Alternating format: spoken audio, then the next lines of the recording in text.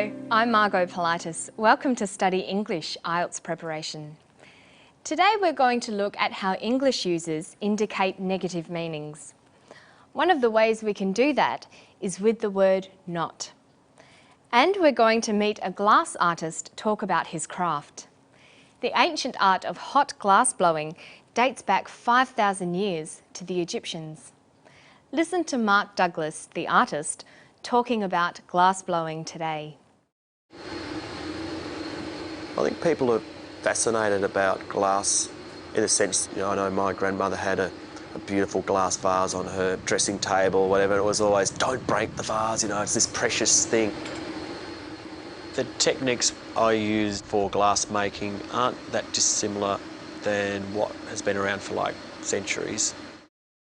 When English speakers want to give something a negative meaning, they use negative words such as not, she's not coming, no, there's no music, nobody, nobody saw the crash, nothing, there's nothing to eat, nowhere, he's nowhere to be seen. All these sentences have only one negative. When constructing negative sentences, English only allows one negative. Using two negative words, such as nobody and not, together in a sentence can give the opposite meaning to the one intended. So, for example, I did not see nobody.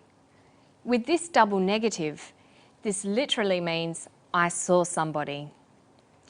However, watch Mark Douglas again and see how he uses a double negative to give a positive meaning. The techniques I use for glass making aren't that dissimilar than what has been around for like centuries.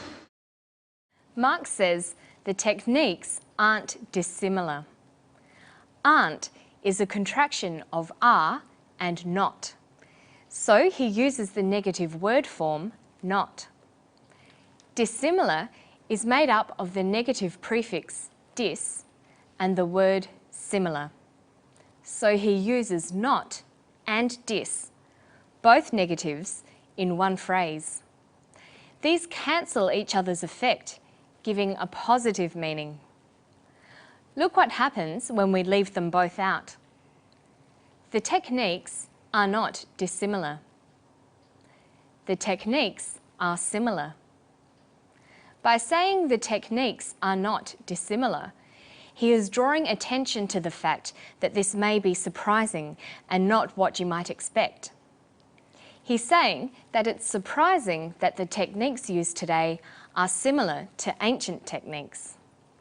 This idea is reinforced by Mark using the negative word unchanged when talking about the techniques.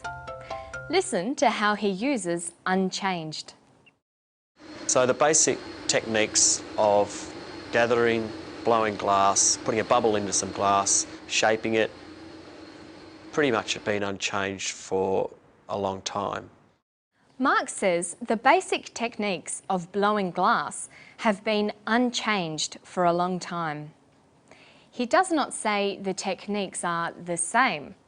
He chooses a negative to draw attention or emphasise that something has not changed.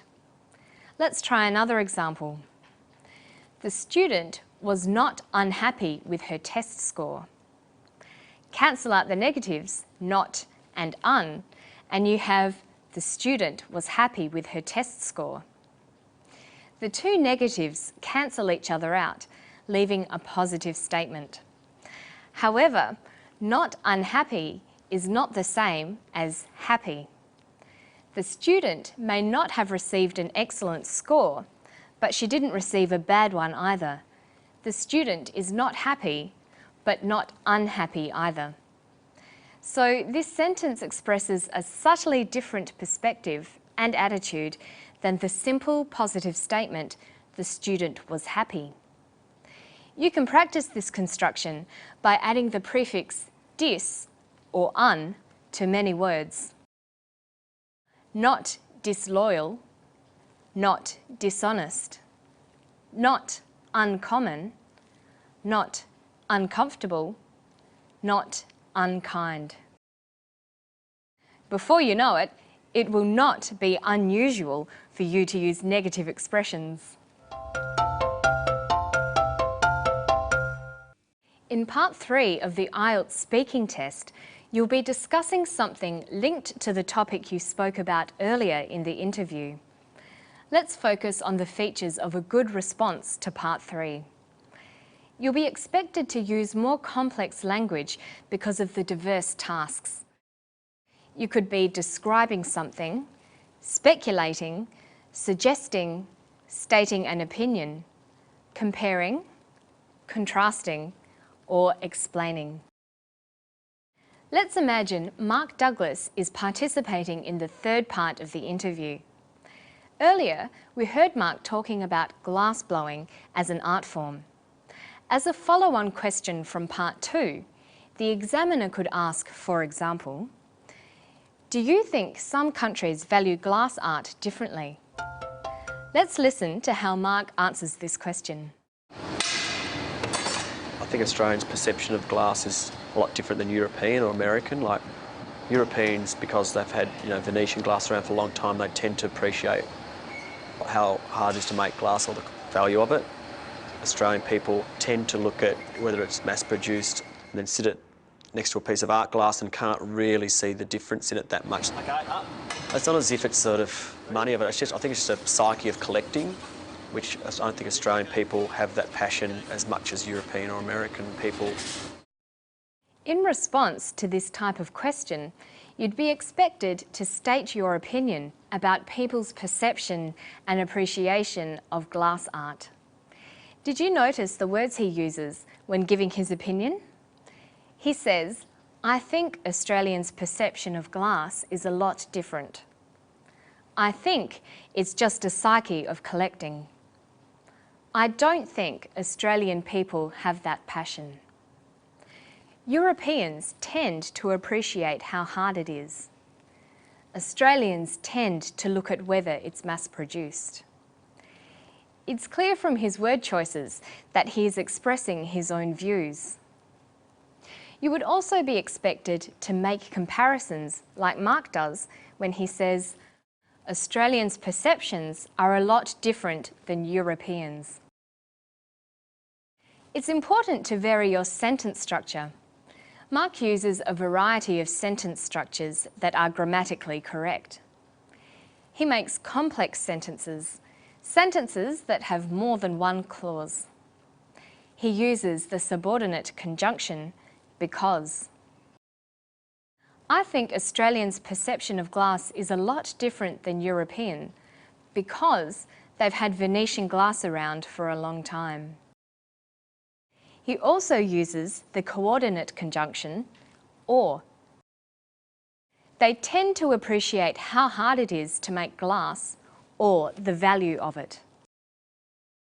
Mark's speech flows smoothly because he uses contractions. He says, they've had Venetian glass. It's mass-produced.